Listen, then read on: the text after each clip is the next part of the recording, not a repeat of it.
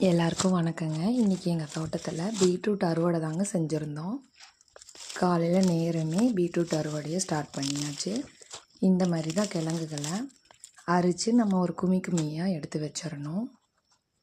இன்றைக்கி நம்ம தோட்டத்துக்கு வேலையாட்களும் வந்திருக்காங்க.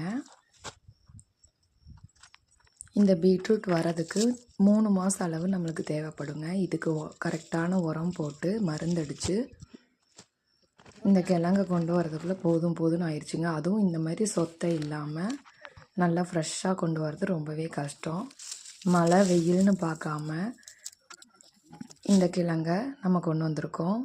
இப்படி தாங்க கருப்பு நரம்பெல்லாம் எடுத்து கீழே வேரையும் மேலேயும் தண்டையும் கட் பண்ணி இந்த மாதிரி நம்ம ஒரு பேக்கில் போட்டு வச்சோம்னா இதை நம்ம அப்படியே பேக்கை தைச்சு சேலுக்கு அனுப்பிடலாம். நம்ம சேனல் பிடிச்சிருந்தா லைக் பண்ணுங்கள், சப்ஸ்கிரைப் பண்ணுங்கள். தேங்க்ஸ் ஃபார் வாட்சிங்.